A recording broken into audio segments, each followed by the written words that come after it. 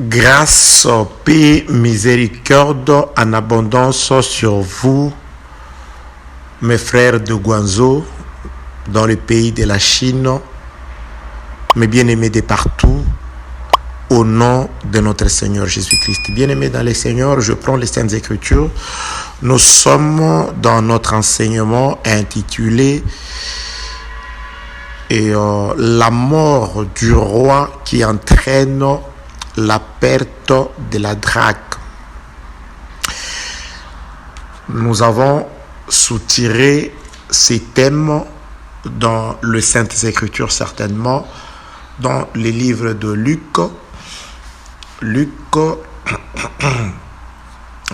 chapitre 15e. Attendez, s'il vous plaît. Luc, chapitre 15e, le verset 8 et 9, il est écrit: ou quelle femme, si elle a 10 drachmes et qu'elle en perde une, n'allume une lampe, ne balaye la maison et ne cherche avec soin jusqu'à ce qu'elle la retrouve. Verset 9. Lorsqu'elle l'a retrouvée, elle appelle ses amis et ses voisines et dit: réjouissez-vous avec moi, car j'ai retrouvé la drachme que j'avais perdue. Que la paix, la grâce et la miséricorde de Dieu soient avec vous. C'est la seconde intervention dans cet enseignement intitulé La mort du roi qui entraîne la perte de l'arche. Bien-aimés dans le Seigneur, nous avons expliqué la fois passée dans l'introduction, où nous avons beaucoup plus passé du temps dans l'explication de texte, dans la compréhension du texte, pour comprendre la pensée de Dieu d'abord, avant d'aller donner beaucoup d'interprétations. Qu'est-ce que nous avons saisi?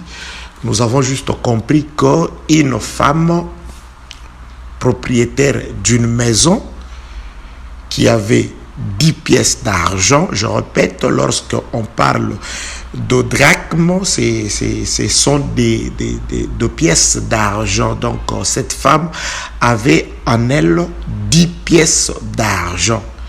Elle en a perdu une. Lorsqu'elle s'est rendue compte de la perte de la seule pièce sur 10, que nous avons compris fractionnellement que c'était la dîme. 1/10, une pièce sur 10. Lorsque la femme s'est rendue compte de la perte ou de la disparition de sa dîme, qu'est-ce qu'elle a fait? La Bible déclare, elle a allumé. Donc la lampe était là, mais elle était éteinte. Donc c'est grâce, je dirais, dans un sens, à la perte de la dîme de cette femme, que la maison qui était dans le ténèbre a reçu la lumière. Que la lampe qui était là, mais négligée, s'est vue être utilisée afin d'amener la lumière dans la pièce qui était dans les ténèbres. Elle ne s'est pas limitée là-bas.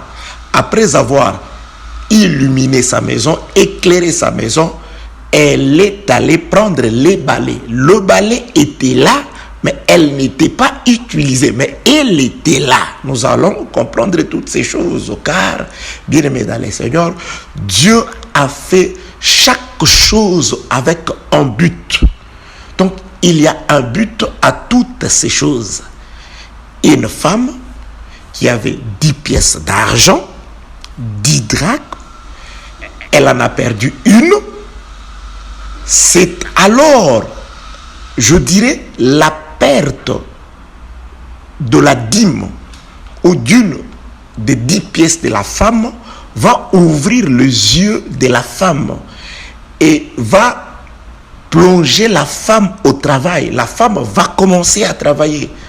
Avant, elle s'est croisée les mains. Elle ne faisait rien parce qu'elle vivait dans une maison qui était complètement dans l'obscurité, dans le ténèbre, pendant que la lampe était là. Mais elle ne l'avait pas allumée. Pourquoi? Parce qu'elle gardait encore ses 10 pièces d'argent. Le balai était là, mais elle n'avait pas balayé la maison. Mais lorsqu'elle perd l'argent, elle perd la seule pièce sur 10, la drachme. C'est alors que ses yeux s'ouvrent. Elle se rend compte, mais voilà, je suis dans le ténèbre.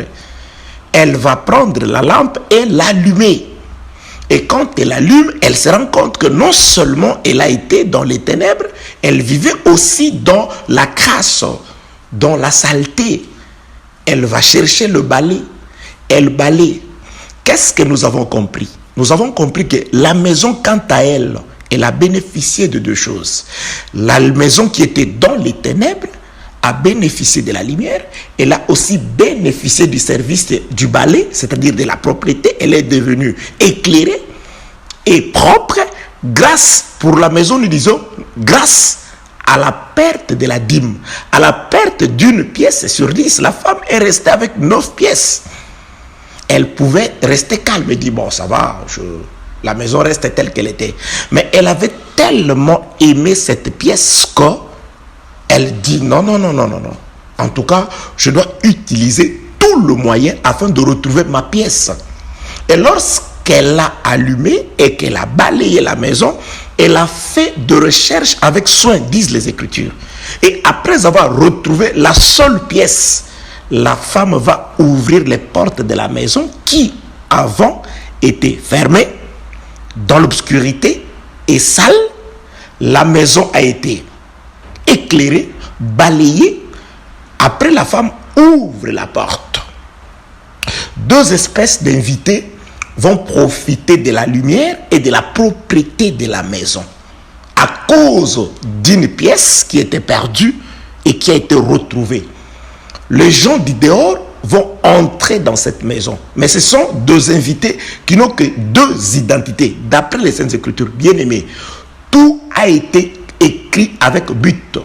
Dieu a disposé chaque chose à sa place. Rien ne manque. Et l'Esprit du Seigneur doit coordonner, doit expliquer le pourquoi de ces choses-là. La femme appelle 2 types d'invités.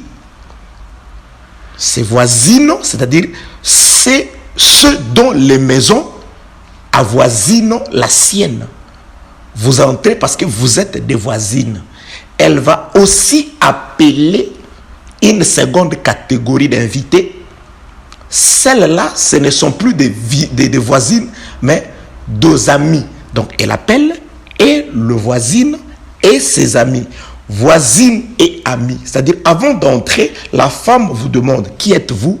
Ah, votre voisine, vous entrez. Qui êtes-vous? Votre ami. Ah oui, je reconnais mon ami. Entrez. Que la paix, la grâce et la miséricorde de notre Dieu soient avec vous. Bien-aimés, la Bible dit ceci. Luc chapitre 15, le verset 8e. Ou quelle femme, si elle a dit drachme et qu'elle en perde une, n'allume une lampe. C'est-à-dire, nous devons commencer par la lampe parce qu'on ne peut pas déjà allumer une lampe qui était éclairée. Et on ne peut pas non plus allumer dans une pièce où il y a déjà de la lumière. Si la femme allume, c'est qu'avant c'était le ténèbre, c'est clair. Parce que Jésus-Christ dit, je suis la lumière du monde. Quiconque marche avec moi, celui-là, il ne bronche pas parce que le ténèbre ne le saisit pas. Le rôle de la lumière, c'est de dissiper ou de chasser le ténèbre. Donc, si la femme allume, c'est-à-dire elle veut chasser les ténèbres qui étaient là. Mais comment se fait-il que, malgré les ténèbres, la lampe était là? C'est que cette lampe a été éteinte. Parce que les ténèbres sont arrivées par l'extinction de la lampe. Les ténèbres est chassé par... Lorsqu'on allume, on utilise maintenant la lampe. La Bible déclare, la lampe était là, mais elle n'était pas allumée. C'est la perte de la pièce. C'est pourquoi, pour comprendre quand est-ce que la lampe a été éteinte, afin que le ténèbre puisse gagner cette maison-là, dans laquelle la femme a vécu sans se soucier tout le temps où elle avait ses pièces d'argent. D'où est venu le ténèbre ou qui a éteint cette lampe ou quand est-ce que la lampe a été éteinte, bien aimé dans le Seigneur. Nous devons comprendre ces choses avant de venir expliquer c'est quoi la maison, mais vous allez déjà comprendre. Et qui est cette femme? Qui est cette femme propriétaire d'une maison où il y a tout, où il y a une lampe, il y a une balai, mais elle ne l'utilise pas parce qu'elle a ces 10 pièces d'argent. Elle ne se soucie pas. Ces 10 pièces d'argent ou ces 10 drachmes le suffisent à la faire habiter dans une maison dans les ténèbres et dans la saleté, dans la crasse. C'est la pièce, c'est la perte de la pièce qui entraîne, qui fait que la femme puisse aller maintenant consulter la lampe. La lampe, venez, je vais t'utiliser. Elle utilise la lampe qui était là. Elle était éteinte dans les ténèbres pour chasser les ténèbres. C'est-à-dire la perte de la drachme, de la seule pièce d'argent, entraîne la fuite des ténèbres, l'utilité de la lampe et aussi le balai ou la propriété de la maison. C'est-à-dire, en quelque sorte, cette maison peut glorifier. Pendant que la femme se soucie de la perte de l'argent, la maison est contente. Pourquoi? Parce qu'elle peut maintenant recevoir les gens et elle sera louée. Parce qu'elle est illuminée, elle est propre. La maison, pendant que la femme s'inquiète, pendant que la femme est dans le douleur, parce qu'elle a perdu une pièce qui lui est chère, la maison se glorifie. Donc, la douleur de la femme et la joie de la maison. Que la paix de notre Seigneur soit avec vous. Donc, je n'ai pas encore expliqué ces choses, mais je veux déjà vous dire que pendant que quelqu'un pleurait parce qu'il avait perdu son fils unique, nous, c'était notre joie. Car la perte du fils unique de Dieu, la mort de Jésus-Christ, a été la régénération des hommes. Car Jésus-Christ lui-même dit, si le grain de blé, là je suis dans le livre de Jean chapitre 12, il dit, si le grain de blé qui est tombé à terre ne meurt, il reste seul. Mais si ces grains de blé meurent, il produit beaucoup d'autres grains, beaucoup de fruits. Et il faisait allusion à lui et à sa mort. Donc la mort de Jésus-Christ nous a ramenés de la mort, nous a sauvés de la mort. La mort de l'agneau en Égypte a préservé un peuple de la mort, a sauvé un peuple de la mort. Si les enfants d'Israël n'ont pas été atteints par la mort, parce qu'une pièce d'argent était perdue, un agneau d'une année, son défaut était perdu. Et par la mort de l'agneau, Israël s'est retrouvé préservé. Donc, mais les propriétaires de la bergerie avaient perdu un agneau. Donc, Dieu a perdu son fils unique. En quelque sorte, le deuil de Dieu, la souffrance de Dieu pour avoir perdu son propre fils était la joie de l'église. C'est notre joie. La mort de Jésus qui était la douleur pour son père. Nous allons voir ça en illustration. Là, je suis juste allé pour vous donner déjà une idée sur ce que nous sommes en train, où nous allons dire pendant tout le temps que nous passerons ici avec vous. Que la paix, la grâce et la miséricorde de notre Dieu soient avec vous. Bien-aimés dans les Seigneurs, cette femme avait une maison où il y avait tout, parce que il n'est pas écrit que cette femme a ouvert plutôt la porte pour aller chercher la lampe dehors ou les balais dehors. Donc, c'était des choses qui étaient là. Mais elle ne les a pas utilisées. Elle était normale, elle vivait normale dans les ténèbres et dans la crasse. Pourquoi? Parce qu'elle avait encore son argent. Mais c'est la perte, j'ai dit, la seule perte de la pièce qui entraîne, qui fait que la femme devienne une travailleuse, qu'elle se mette au travail. Quel travail? Celle de soigner la maison. Dans la tête de la femme, elle se dit, j'apporte la lumière et la propriété dans la maison dans le but, pas parce que j'aime cette maison, mais parce que je cherche quelque chose qui m'est cher, qui est dans cette maison, qui est perdu dans cette maison. Et pour la maison, elle est contente. Si on dit à la maison, mais pourquoi tu es contente? Oh non, non, je suis contente parce que je suis éclairée. J'ai toujours vécu dans les ténèbres, mais je suis éclairé. Je suis contente. Pourquoi? Parce que je suis propre. Je suis lavé de la saleté. Et si on pose la question à la lampe, non, je suis contente parce que après tant de temps passé dans cette maison à ne rien faire, voilà, aujourd'hui, je suis utilisé à ma juste valeur. Jésus-Christ dit, on n'allume pas une lampe pour la mettre sous les lits, mais c'est sur la table ou c'est sur les chandeliers afin qu'elle puisse éclairer toute la pièce. J'ai toujours été sous les lits, caché. Mais aujourd'hui, on me révèle. Pourquoi? Parce qu'il y a une perte d'une pièce d'argent qui a été signalée. Les balais diraient, bah, moi j'étais toujours là. Pourtant, il fallait qu'on vienne me consulter afin que j'amène la propriété dans la maison. Mais j'ai été là sans avoir été consulté. Que la paix, la grâce et la miséricorde de notre Dieu soient avec vous. Bien-aimés dans le Seigneur, parfois aussi dans notre vie, nous avons des choses que nous ne savons utiliser. Mais le jour où nous sommes dans la douleur, c'est le jour où beaucoup de gens cherchent Dieu. Mais pendant qu'il est dans la joie, dans l'allégresse, il ne cherche pas Dieu. Il ne peut même pas prier. Ah, vous allez à l'église. Mais le jour où il est dans les problèmes, c'est le jour où il va chercher la lumière, la lampe. C'est le jour où il va chercher les balais. Que la paix, la grâce et la miséricorde de notre Dieu soient avec vous. Mais il est miséricordieux parce qu'il a dit que le médecin ne vient pas chercher ceux qui se portent bien. Le médecin vient chercher ceux qui sont malades. Que tout celui qui se sent malade, maladie spirituelle, c'est-à-dire le péché, maladie physique, c'est-à-dire des infirmités charnelles, approche-toi de Dieu, tu es guéri et tu seras guéri au nom de Jésus-Christ parce qu'il est là pour ça.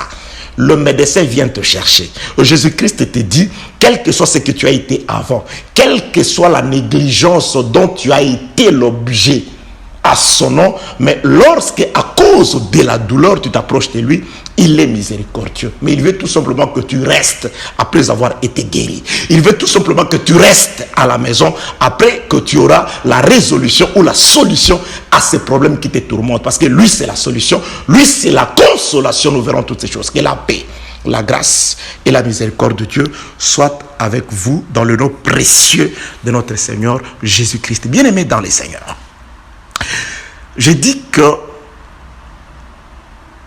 pendant que la femme garde son argent, la maison est dans les ténèbres, il y a une lampe. Donc, nous comprenons que le ténèbre, c'est l'absence de la lumière. Comme il y a une lampe, c'est-à-dire la lampe a été éteinte. Alors, pour comprendre quand est-ce que la lampe a été éteinte, ou quand est-ce que le ténèbre a gagné la maison de cette femme, nous sommes allés dans les Écritures. Nous sommes allés voir notre frère Samuel dans le premier livre de Samuel, 1 Samuel chapitre 21, le verset 17 où il est écrit: Abishai, fils de Tsérouja, vint au secours de David, frappa le Philistin et le tua. Alors les gens de David jurèrent en lui disant: tu ne sortiras plus avec nous pour combattre et tu n'éteindras pas la lampe d'Israël. C'est là où nous avons compris que la mort de celui qui a l'huile sur sa tête, c'est-à-dire le roi, celui qui a l'onction royale, la mort du roi dans un champ de bataille conduit à l'extinction de la lampe d'une nation. C'est-à-dire, si le roi d'Israël s'en va en guerre et que là, il est tué, il meurt, d'après les Saintes Écritures, les hommes de David disent que c'est une lampe qui s'éteint. Or, lorsque la lampe est allumée, c'est-à-dire ce n'est pas la journée, c'est-à-dire c'est la nuit, il y a l'obscurité certainement. Mais lorsqu'un roi meurt, c'est-à-dire la lampe s'éteint, parce qu'un roi est mort dans les champs de bataille. Et lorsque le roi meurt, c'est l'obscurité qui va gagner toute une nation. C'est pourquoi nous avons dit ceci. Dieu a couronné un homme roi dans un territoire, dans une nation qui s'appelle un jardin que Dieu a planté à l'orient de l'Éden. Dieu a créé une nation qu'il a nommée Éden Et de là, Dieu a couronné un roi. Le roi, c'était celui que Dieu a créé à son image, Adam. Adam était un roi. Il dominait sur tout, les oiseaux du ciel, il dominait sur les animaux de la terre, il dominait sur le poisson de la mer. C'est-à-dire, au ciel, sur la terre et sous la terre, Adam était le maître. Toute la créature lui obéissait. C'était un roi. Mais je vous dirais aussi que Adam, par sa femme, est tombé dans une guerre. Le jour où Adam, parce que Dieu le lui avait dit, le jour où tu mangeras de ces fruits dont j'étais interdit, ce jour-là, tu mourras. Donc, Adam est mort dans une guerre. Nous allons étudier ça aujourd'hui. Et lorsque Adam a mangé les fruits, il a désobéi. Et ce jour-là, automatiquement, Adam est mort. Je parle d'abord de la véritable mort devant Dieu. Parce que la mort que Dieu redoute pour toi, pour ses enfants, c'est celle de l'âme. Un enfant de Dieu, Jésus-Christ dit, celui qui croira en moi vivra, quand même il mourra. C'est-à-dire, celui qui croit en Dieu par Jésus-Christ, il reste vivant. La mort pour un tel homme, c'est un repos, c'est un sommeil. C'est pourquoi le frère Paul dit, à l'avènement du Seigneur, ceux qui dorment, Dieu ne viendra pas ressusciter les morts, mais il viendra réveiller ceux qui dorment. Parce que la mort en Christ, quand vous mourrez avec Christ, ce n'est pas la mort, c'est juste un repos, c'est un assoupissement, c'est un sommeil. Jésus-Christ le confirme. Quand on vient lui parler de la mort de quelqu'un qui était un ami pour lui, Lazare, lorsqu'on lui dit on lui écrit que Lazare est mort, Jésus-Christ, sachant que ses amis à lui, parce qu'on lui a dit Lazare, virgule, celui que tu aimes est mort. Jésus-Christ, sachant que son ami ne peut pas mourir, celui qu'il aime ne peut pas mourir. Un ami, c'est celui à qui on révèle les secrets. Jésus-Christ, ami de Lazare, il le met. Même avant de le ressusciter, il a pleuré. Les gens ont confirmé. Voilà comment il l'aimait. Si Jésus t'aime et que tu es son ami, Jésus-Christ, il dit à ses disciples, notre ami Lazare dort. Alors, pas le ressusciter, mais le réveiller. Quel que soit qu'il avait passé 4 jours dans le sépulcre et que ses sœurs pouvaient dire, oh, non, il doit sentir déjà. Parce que les hommes sont comme ça, ils font semblant de t'aimer. Parce que c'était la sœur qui plairait. Lorsque Jésus-Christ dit ôtez la pierre, non, on ne veut pas de l'odeur. Oui, il y a un moment où l'homme ne te supportera pas. Où l'homme en aura assez. Quand est-ce qu'on va enterrer? J'en ai marre. On est là, toujours assis, à pleurer. Qu'on fasse sortir les corps. En malang, on dit ebembeango, et si ebimi, c'est-à-dire on te chosifie. On ne dit plus assis abimi, c'est-à-dire il est déjà sorti. Non, c'est déjà sorti. Est-ce qu'on a déjà sorti les corps? Quand est-ce qu'on va enterrer ça? En malang, en français, peut-on dire quand est-ce qu'on va l'enterrer? Mais en français, en malang, on dit on va enterrer ça. Quel jour?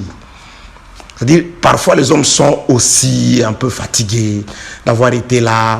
Chacun veut retourner à son travail, à ses besognes. On est pressé de pouvoir enterrer.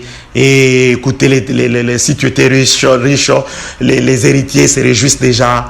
Il y a des gens, on dit, hey, les clés de la maison ici, personne n'entre ici. Remettez-moi les clés. Et la voiture, non, et toi tu restes ici à la maison, pendant que nous on va pleurer là-bas, toi tu restes ici. Donc on commence à contrôler les choses. Quelqu'un qui m'était cher, quand la chair est mort un jour, il était avec moi, pendant qu'il retournait, il est mort en lieu de transit. Certaines personnes appelaient pour demander comment c'était, avant qu'il ne voyage, et quelqu'un qui prétendait être cher pour cette personne. Et la plupart des gens, quand ils m'appelaient pour dire, mais ces histoires, ces bagages, mais qu'est-ce qu'ils sont venus? Qu'est-ce qu'ils sont devenus? Les bagages, qu'est-ce qu'on a fait? Il est allé faire un conteneur là-bas. Et son conteneur arrive quand? Et j'étais là parfois, je plairais. Et c'est là où j'ai compris parfois, les hommes ne nous aiment pas, mais ils aiment seulement ce que vous avez.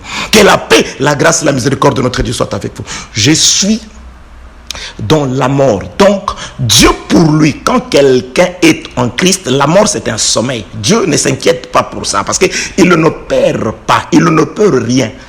Vous mourrez, un enfant de Dieu, un frère, on peut se réjouir, oui, ça peut faire mal de pleurer quelqu'un avec qui on a été, on ne le verra plus, mais pour Dieu c'est une réjouissance, parce que c'est quelqu'un qui a travaillé, qui a combattu et qui va plutôt se reposer.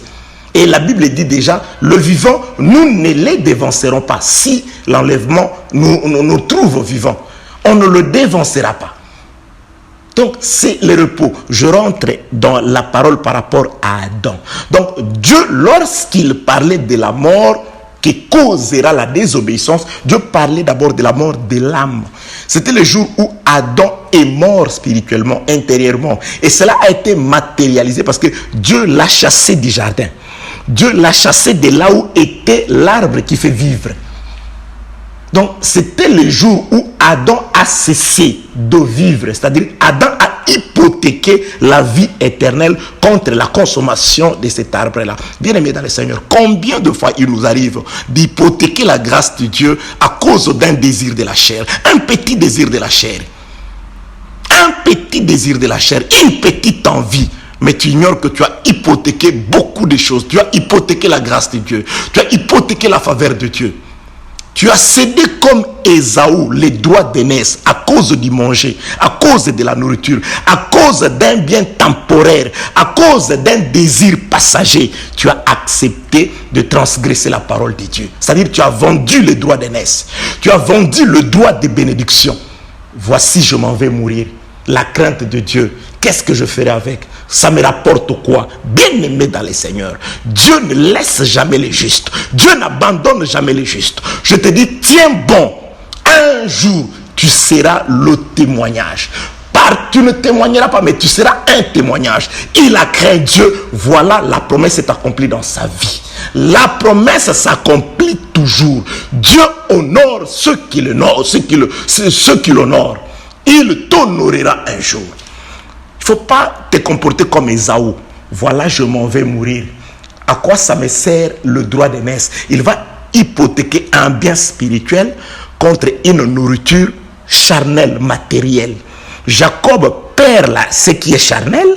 Il reçoit le spirituel parce qu'il avait la vision, parce qu'il était béni depuis l'éternité, depuis le ventre de sa maman. C'est pourquoi les enfants de l'éternité aiment ce qui est spirituel, s'accrochent à ce qui est spirituel, comprennent les paroles de notre frère Paul qui disent « Attachez-vous à ce qui est invisible, car les choses visibles passent. » C'est ce qui est invisible. Jésus-Christ que nous avons aimé sans avoir vu. Jésus-Christ que nous portons dans le cœur. Jésus-Christ pour qui nous faisons des sacrifices. Pour qui il nous arrive parfois de refuser certaines faveurs pour l'honorer. Nous l'aimons sans l'avoir vu. Il dit, heureux seront ceux qui croiront sans avoir vu. Pierre dit, nous sommes heureux parce que nous croyons à ce Jésus que nous n'avons jamais vu. Que la paix, la grâce, la miséricorde, la bénédiction, l'assistance, la puissance du Saint-Esprit soient manifestées dans ta vie. Au nom de Jésus-Christ. Bien-aimé dans les Seigneurs, ces jours-là, Adam avait hypothéqué sa vie contre un désir charnel. Parce que Adam, je viendrai. Le péché d'Adam a commencé par le fait d'écouter la voix de sa femme. Je viendrai. Ok. Le serviteur de David dit ceci. Lorsque un roi meurt dans un champ de bataille avec l'huile, l'onction royale sur sa tête, c'est une lampe qui s'éteint. Donc, David, et plutôt Adam, ces jours-là, il est mort. La mort d'Adam, comme le roi dans les jardins, c'était une lampe qui s'était éteinte. Adam a ainsi éteint la lampe. C'est pourquoi la Bible parle de ténèbres. Le ténèbre qui a régné depuis Adam. Les ténèbres, c'est-à-dire le monde entier a été couvert de ténèbres. La lampe était là. Adam était là. Mais personne ne pouvait chercher la lampe. Je ne veux pas aller trop vite en besogne. Vous allez comprendre. que même quand Jésus-Christ est venu, la lampe était là. Avant qu'il ne vienne, la lampe était là. Dans la maison, il y avait toujours une lampe et les balais étaient là. Et la mort d'Adam a aussi amené la saleté dans les mondes.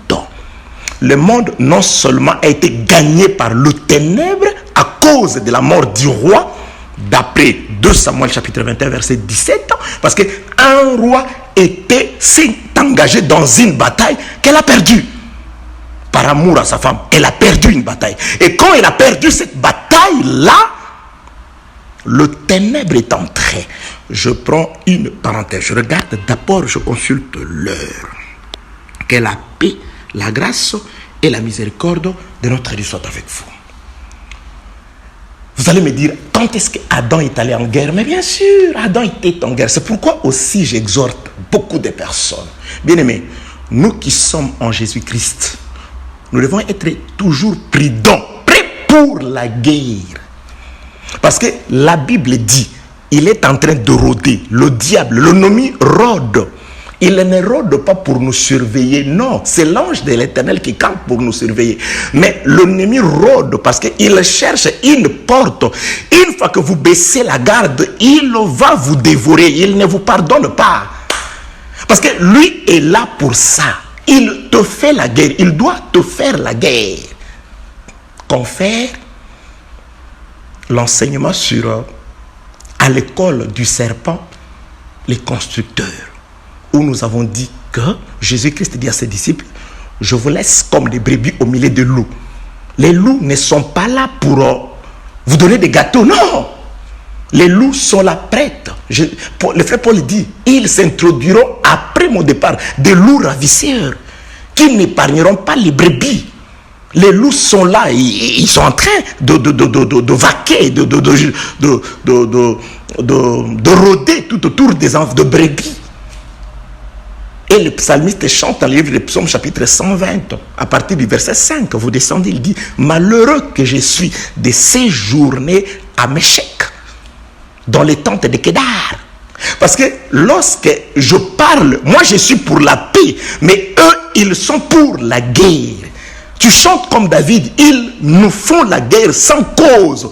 Ils sont là, le diable est là.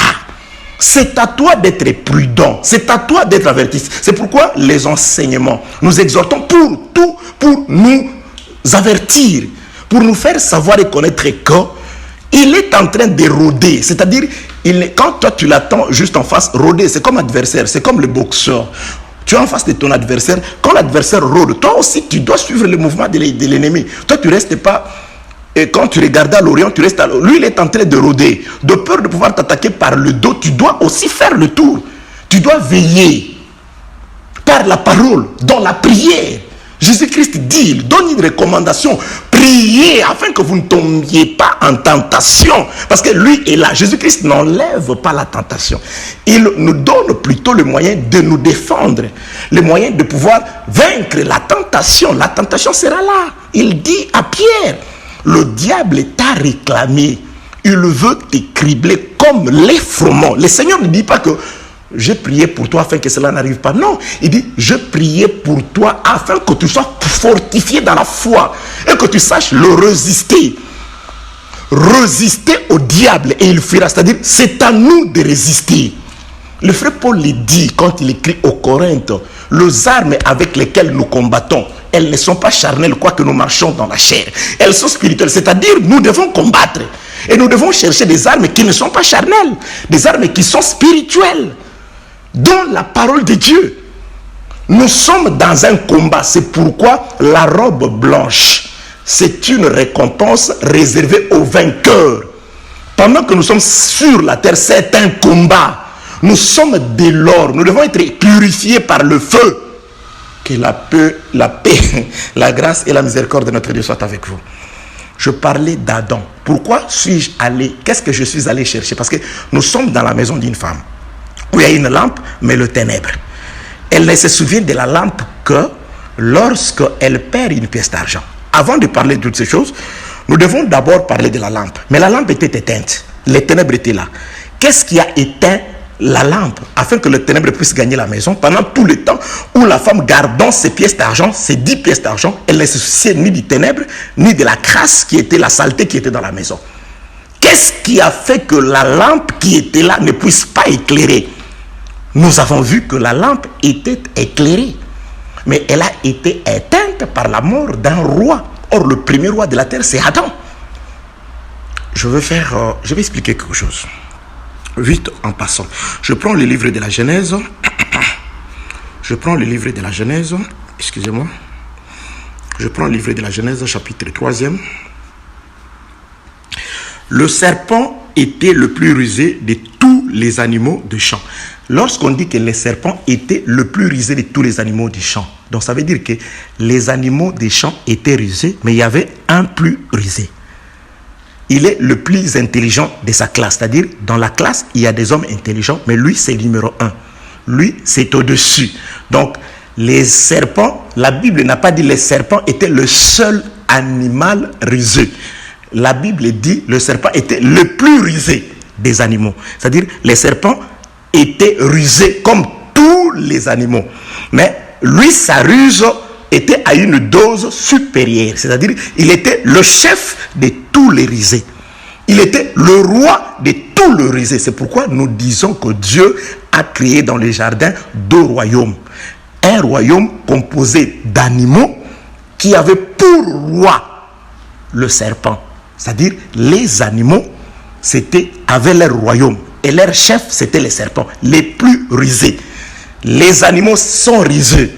C'est pourquoi le frère Paul, quand il parle d'un animal, il le place spirituellement comme l'adversaire de l'homme. J'ai combattu contre les bêtes féroces. En soi, il ne parle pas de bêtes comme ça, naturelles, mais il parle des hommes qui n'ont pas l'esprit du Seigneur. C'est pourquoi il parle aussi de l'homme spirituel et de l'homme animal. Donc, c'est-à-dire, l'homme animal, c'est celui qui n'a pas l'esprit de Dieu. Parce que dans la création, confère l'exode d'Adam. Lorsque Dieu forme l'homme, il prend la poussière, il donne une forme à la poussière et Dieu souffle. Mais pour les animaux, la Bible dit, Dieu forma les animaux de la poussière de la terre. Les animaux, Dieu ne leur a pas donné son esprit. Mais nous avons l'esprit de Dieu par Adam. Dieu nous a donné l'esprit. C'est pourquoi l'animal, quand il meurt, d'après Ecclésiaste, il rentre à la terre. Mais l'homme, son esprit rentre à celui qui l'a donné. Ok, que la paix, la grâce et la miséricorde de notre Dieu soient avec vous. Je ne voudrais pas embrouiller ceux qui nous écoutent pour la première fois, mais je veux dire ceci. D'après ce qui est écrit dans le livre de la Genèse, chapitre 3e, le serpent était le plus rusé de tous les animaux du champ. C'est-à-dire, les animaux des champs, c'était un royaume des rusés et ils avaient pour chef le plus rusé les serpents. C'est-à-dire, ça c'est le premier royaume. Et nous avons aussi un second royaume. C'était celui qui avait l'esprit de Dieu, Adam, qui était aussi un roi. Et son royaume était composé d'une femme. C'est comme aujourd'hui. Jésus-Christ est roi. Il ne règne pas partout. Mais il est le propriétaire du ciel et la terre. Mais pour le moment, Jésus-Christ ne règne que dans l'église, dans le cœur des croyants. Parce que en acceptant Jésus, il s'accomplit le contrat du mariage. Nous lui sommes soumises comme épouses et lui domine sur nous. Donc, dans ce sens-là, Jésus-Christ, pour le moment, il ne domine que sur sa femme. Donc, c'était le cas au jardin. Quoique Jésus-Christ est le maître de tout l'univers. Mais pour le moment, son règne n'est venu que dans le cœur des croyants. Et il y a les animaux, c'est-à-dire ceux qui nous combattent. C'est pourquoi j'ai dit, nous sommes dans un perpétuel combat. Qu'est-ce que les animaux cherchent? Les animaux savent que nous avons l'huile dans la tête. Nous avons l'onction du Seigneur. Ils nous combattent à cause de la grâce. Tu es combattu parce que tu as le blé et le mou. Ésaü n'en a pas. Lui, il a le paix. C'est pourquoi il te combat. La Bible déclare, Ésaü conçut de la haine à cause de la bénédiction que son père, que le père a donné à Jacob. C'est parce que tu es béni. C'est parce que tu as l'huile. C'est parce que tu as le vin. C'est parce que tu as la graisse de la terre. C'est parce que tu as la rosée du ciel. C'est parce que tu es appelé à dominer sur tous les enfants de ta mère. C'est pourquoi Ésaü, ayant été déchu sans cette bénédiction, le diable sait que nous sommes bénis. Le diable sait que nous sommes puissants. Mais lui, comme on lui a donné l'épée, c'est pourquoi il s'attaque à nous. Il attend que tu baisses la garde. Il attend que tu deviennes distrait. C'est là où il t'attaque sans pitié. Parce que tu n'es pas du même royaume que lui. Guerre à perpétuité entre Amalek, je te l'expliquerai un jour, n'a pas commencé là-bas. Le serpent a son royaume. Il est le plus rusé. Il a les animaux. Mais il peut s'attaquer aux animaux. Mais le serpent ne s'attaque pas aux animaux. Parce que parmi les animaux, il n'y a pas un roi qui a l'huile sur la tête. Si guerre il y a, le serpent va s'attaquer là où il y a l'onction. C'est pourquoi les serpents, il ne s'attaque pas aux autres animaux. Pourquoi les serpents ne va-t-il pas tenter les animaux? Parce que les animaux n'ont aucune promesse. Mais celui qui a la promesse de la vie éternelle, c'est Adam. Tant que tu ne manges pas, tu vis éternellement. On s'attaque à toi parce que tu as la promesse de la vie éternelle. On s'attaque à toi parce que tu as accepté Jésus-Christ dans la vérité. On te fait la guerre parce que la mort sera une porte qui débouchera pour toi à une vie de repos, une vie éternelle. Le diable sait que lui, il est limité. Et il a aussi mis cet esprit dans ses adeptes, dans ses dirigeants, dans ses agents. C'est pourquoi il s'attaque à toi, nuit et jour. Raison pour laquelle un enfant de Dieu, un racheté, est celui qui doit méditer les livres de la loi nuit et jour, comme Dieu l'a dit à Josué. Ça veut tout simplement dire nuit et jour, rester devant le trône. Restez devant le trône dans la parole. L'ange de l'Éternel campera et tu seras en protection. Le diable le plus risé de tous les animaux, il ne va pas s'attaquer aux animaux. Non, j'ai dit, bien aimé, pour ceux qui sont dans la boîte de nuit, mais le diable, il va les tenter là-bas. Pourquoi? Il va les tenter là-bas. Pourquoi? Là-bas, déjà, ils le lui appartiennent. Et j'ai dit, ceux qui sont dans ces églises des femmes et tout, le diable, il va les attaquer. Pourquoi? Parce que noir sur blanc, ils ont déjà choisi un camp de pouvoir transgresser la parole. C'est-à-dire de vivre dans le péché, car le péché, c'est la transgression de la parole. Ils ont transgressé la parole de Christ. Donc, c'est pourquoi de ces côtés-là, ils dansent, ils chantent. Ils ont 2 heures de chant, 20 minutes d'exhortation concernant les choses de la terre. Ils sont joyeux. C'est nous qui sommes dans la maison des deuils. Et lorsque nous regardons le corps, pour tout celui qui a la vie qui vit, il prend la chose à cœur. C'est pourquoi quand nous allons à l'église, ce n'est pas pour présenter nos sacs à main, nos sœurs. Ce n'est pas pour présenter nos beaux visages. Ce n'est pas pour dire que nous avons des millions afin de pouvoir nous acheter tout ce dont... Non, non, non. Nous allons parce que nous nous présentons devant le médecin. Reconnaître que nous sommes malades. Si tu ne nous guéris pas, c'est fini pour nous. Nous sommes mal barrés. Nous allons comme ces pharisiens qui est monté. Il est allé, il n'osait pas regarder. Au lever son visage, il disait, oh Dieu, sois apaisé envers moi. Sois apaisé envers moi. Sois apaisé envers moi. Nous n'allons pas tout simplement danser pour la gloire du monde. Mais lorsque nous dansons, c'est parce que nous sommes heureux. Heureux celui dont le péché a été pardonné. Donc lorsque nous sentons que par l'enseignement, nous sentons que par la parole, la purification est entrée dans la joie, nous dansons. Les cantiques des saints, pas les cantiques du monde. Que la paix, la grâce et la miséricorde de notre Dieu soient avec vous dans le nom puissant de notre Seigneur Jésus-Christ.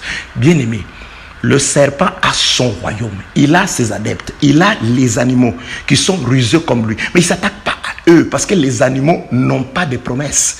Celui qui a la promesse, c'est Adam qui transmet la promesse à sa femme. Je suis éternel, je t'aime, tu vivras éternellement. Parce que la femme vivait par le souffle de Dieu qui était dans Adam. La femme vivait tant qu'elle restait attachée à Adam, parce qu'elle profitait du souffle d'Adam. L'église, nous vivons parce que nous n'avons pas de souffle de vie. Celui qui a le souffle de vie, c'est l'époux. Nous vivons tant que nous restons attachés à Christ. Si nous nous éloignons de Jésus-Christ, nous perdons aussi la vie. Loin de Christ, c'est la mort. C'est auprès de Jésus que nous profitons du souffle de Jésus. Lui est éternel, nous sommes et nous serons aussi éternels comme lui. Tel qu'il est, tel que nous sommes et nous serons. Que la paix de Dieu, la miséricorde soit avec vous, bien-aimés dans le Seigneur. Le serpent s'en va à la guerre. Il vise l'homme, mais il va attaquer le côté faible de l'homme, c'est-à-dire la femme. C'est-à-dire, le diable va s'attaquer à l'église d'Adam. Voilà ce qui arrive de ces jours. Le diable s'attaque à nous parce que nous sommes l'épouse d'Adam, du véritable Adam de Christ. Or, pour tous ceux qui veulent vivre pieusement en Jésus-Christ, ils seront persécutés. Persécutés par qui? Par le diable. Parce que Dieu lui a donné la ruse. De même que Isaac a donné à Ésaü le paix. Dieu nous a donné le mariage par la foi et l'amour en Dieu par Jésus-Christ. Nous sommes l'épouse du véritable Adam Christ aujourd'hui. Et le diable, il ne s'attaque pas à ces gens. C'est de l'église de Satan, de ces églises, de l'Empire romain, je ne sais pas.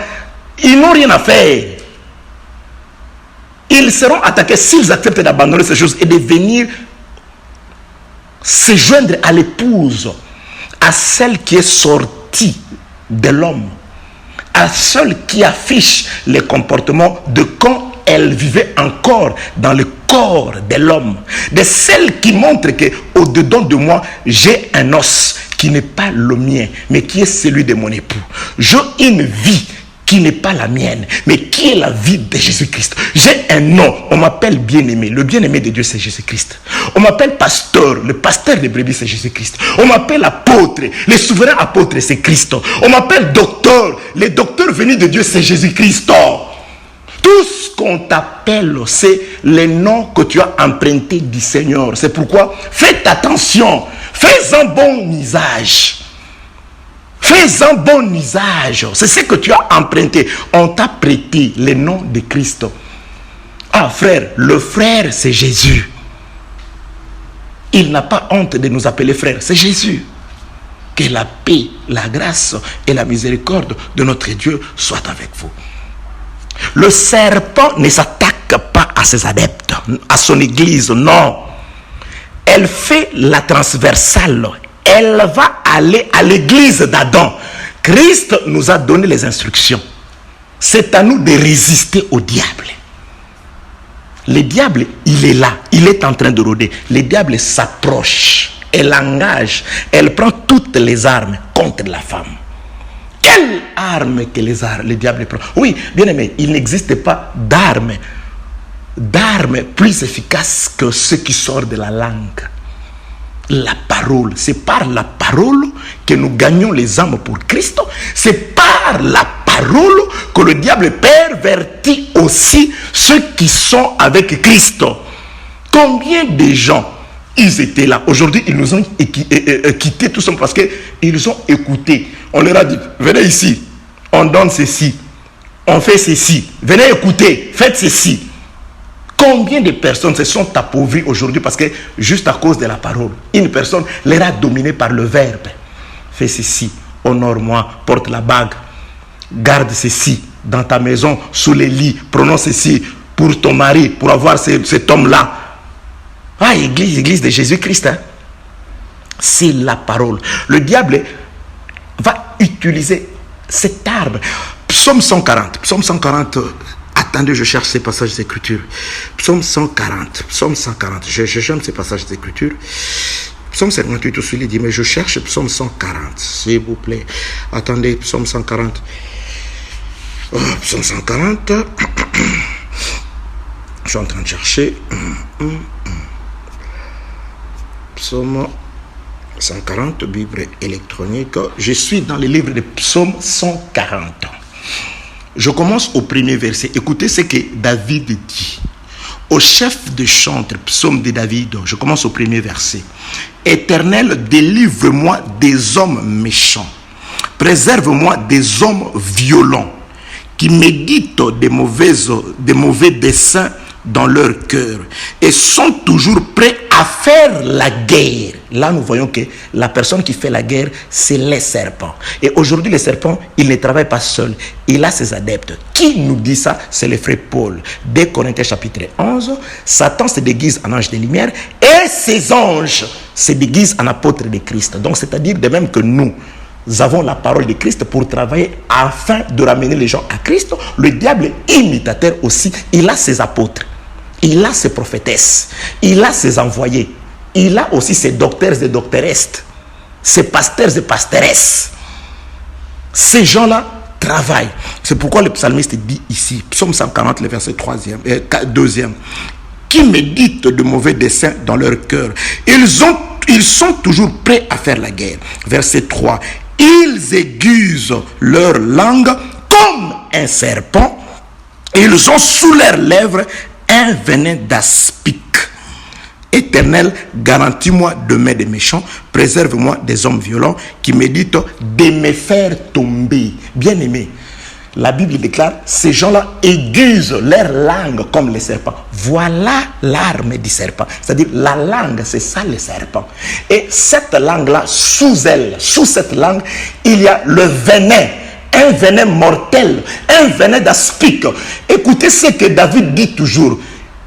Qu'est-ce que ça fait si vous écoutez, si vous vous laissez mordre par la langue du serpent, si vous acceptez d'écouter ces enseignements-là, d'aller là-bas, d'aller danser, d'aller sauter. Voilà ce qui arrive. Je suis dans le livre de Psaume chapitre 158 que je retrouve ces passages de Écriture. Psaume 58, voilà. Psaume 58, je commence toujours au premier verset. Il est écrit: au chef des chantres, hymne de David, est-ce donc en vous taisant que vous rendez la justice? Est-ce ainsi que vous jugez avec droiture, fils de l'homme? Loin de là. Dans le cœur, vous consommez des iniquités. Dans le pays, c'est la violence. De vos mains, que vous placez sur la balance. Verset 3, écoutez là où ça commence. Les méchants sont pervertis de les ventres de le sein maternel. Les menteurs s'égarent au sortir du ventre de leur mère. Verset 4, ils ont un venin pareil au venin d'un serpent, d'un aspic sourd qui ferme son oreille. C'est-à-dire ces enseignements-là, le venin sous la langue du serpent entraîne la fermeture des oreilles, c'est-à-dire des incrédules. Parce qu'il y a des gens, vous prenez les Écritures, vous leur dites, voilà ce que disent les Écritures. Non, moi je vais mourir avec mon prophète. Moi je vais mourir dans mon église avec ma maman. Vous leur dites, regardez ce que disent les Écritures.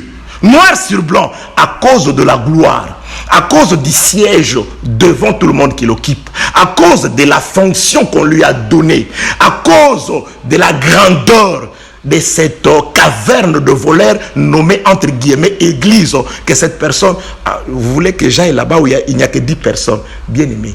Il ne faut pas se joindre, disent les Écritures, à la multitude pour transgresser la loi. Nous ne venons pas à cause de la multitude. J'ai dit, on ne va pas pour faire voir, pour se faire voir, mais nous allons pour écouter la parole du Seigneur, la voix du Seigneur, qui se confirme dans les Écritures. C'est un venin d'aspic. Le diable aujourd'hui, c'est par la langue qu'on le reconnaît. Dans le livre d'Apocalypse, on dit, il avait des cornes, comme les cornes de l'agneau, mais lorsqu'il parlait, il parlait comme un dragon. Or, ce dragon, c'est le serpent. Lorsqu'il vient, il fait semblant de vous apporter la parole.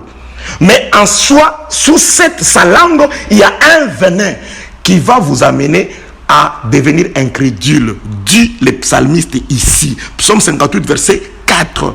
Ils ont un venin pareil au venin d'un serpent, d'un aspic sourd qui ferme son oreille. Ça vous bouche les oreilles. Ah, vous aussi, avec vos histoires là. C'est pourquoi nous aussi, vous dites ceci. Nous, on nous a dit aujourd'hui c'est la Pâque, c'est la résurrection. On va fêter la Pâque. Vous venez encore, vous avez déjà refusé la Noël. La Pâque aussi. Vous aussi vous exagérez. En tout cas, on verra seulement ce jour-là. Quel jour? Nous, on n'attend pas les derniers jours. Nous partirons avant les derniers jours. on partira avant les derniers jours. Nous rentrerons à la maison avant. L'Église n'a pas la promesse d'attendre les derniers jours. L'Église doit quitter la terre très tôt. Avant. Bien-aimés, les filles de Jéthro rentraient en retard chaque jour. Mais les jours où les filles de Jéthro ont croisé un homme hébreu à l'apparence égyptienne, les jours où elles ont croisé l'homme de Moïse dans la source, ces jours-là, elles sont rentrées à la maison avant. Leur papa pouvait s'étonner. Oh, mais comment rentrez-vous à temps? Non, on rentre à temps avant tout le monde. C'est l'enlèvement. Nous rentrons à temps parce que quelqu'un nous a secouru à la source. Moïse, le véritable Jésus-Christ, nous a secouru. Bien aimé, nous attendons les secours où nous sommes avec l'époux. Il est en train de nous aider. Lui, il a dispersé le berger qui voulait que nous puissions rentrer en retard comme tout le monde. Il les a dispersés, il nous a servi. On peut rentrer à la maison avant l'enlèvement. Nous partirons et nous vous laisserons dans ces choses-là. Que la paix, la grâce et la miséricorde de notre Dieu soient avec vous. Pour finir, je veux dire ceci. Lorsque le serpent qui a son royaume, c'est-à-dire ses animaux rusés qu'il utilise, lui, il s'attaque à la femme d'Adam. Parce que Adam, son royaume, c'est sa femme. C'est le diable aujourd'hui qui nous persécute, qui s'attaque à nous parce que nous sommes la femme d'Adam, véritable, l'épouse de Christ. Il s'attaque à nous. Il vient nous faire la guerre. Quelle est l'arme qu'il utilise? C'est sa langue. Et cette langue-là, sous la langue, il y a un venin de serpent qui introduit l'incrédulité, qui fait fermer les oreilles à ceux qui s'y attardent, à ceux qui restent à écouter ces choses-là. Alors, une fois que le serpent a fait la guerre avec cette arme, la langue, à la femme en a mangé, c'est-à-dire a obéi à cette langue. L'obéissance au serpent, c'est la désobéissance automatique vers Dieu. La femme a aussi entraîné son mari à la désobéissance. Les jours où le mari a accepté les venins de la langue du serpent par la femme, ces jours-là, c'était la mort d'un roi. Et lorsque la mort d'un roi, c'est-à-dire la désobéissance d'Adam, a entraîné automatiquement le ténèbre dans la maison. Le ténèbre est entré dans cette maison-là. La lampe était là, mais personne ne l'a allumée. Le ténèbre est resté jusqu'au jour où la femme s'est rendue compte qu'elle a perdu une pièce. Pour aujourd'hui, que c'est lui qui a créé les cieux et la terre. Le Dieu Tout-Puissant vous garde, vous protège dans le nom puissant de notre Seigneur Jésus-Christ. Amen.